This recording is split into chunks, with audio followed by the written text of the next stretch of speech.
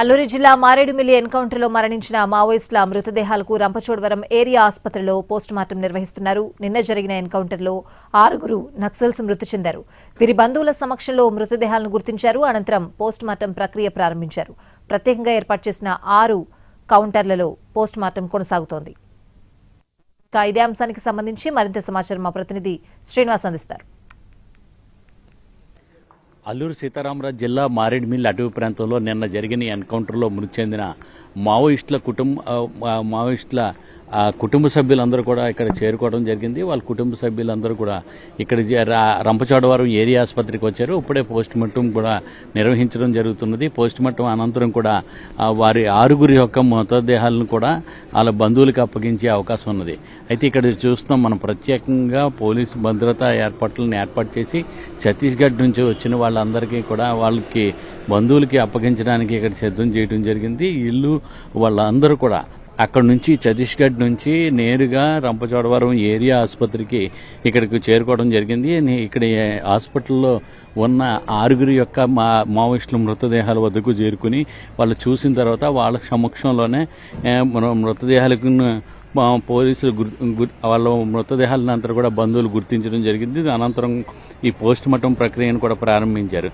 అయితే ఈ సంబంధించి 6 యొక్క మృతదేహాలకు కూడా మార్చూరులోని ఫ్రేజర్ బాక్స్లను తీసుకుని వచ్చి అధికారులు అక్కడ ఏర్పాటు చేశారు.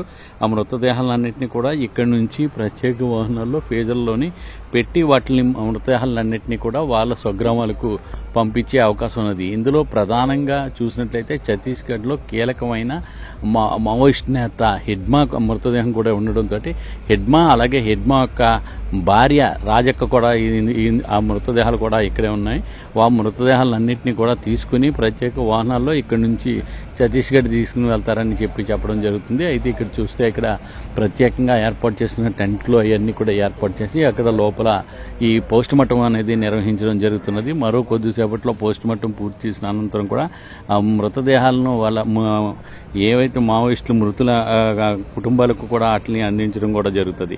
అబ్బాయి 70 మందితోటి కలిసి ఉద్యమము వేడడంతో నేషనల్ పార్క్ ప్రాంతం ఖాళీ కావడం అలాంటి పరిణామాలతోటి హెడ్మా ఉక్కిరిబిక్కిరైనట్లుగా తెలుస్తుంది. ఈ నేపథ్యంలోనే ఎన్నాళ్ళు దక్షిణ బస్తర్లోని కర్రిగుట్టలను స్థావరంగా చేసుకుని పోలీసులకు కనపడగనగా ఉన్న అతను ఇక తప్పదనే పరిస్థితుల్లోని దండకార్యం దాటి తొలిసారిగా బయటికి వచ్చినట్లుగా తెలుస్తుంది. ఈ క్రమంలోనే ఏఓబిని చూసినట్లయితే ఏఓని దాటి ఏపీలోకి అడుగుపెట్టినట్టుగా తెలుస్తున్నది. తెలుగు రాష్ట్రాల నిఘా వర్గాలు తక్కువగా అంచనా వేసినందున హెడ్మా మృత్యుకు చిక్కినట్లయిందని అభిప్రాయం కూడా వ్యక్తమవుతుంది.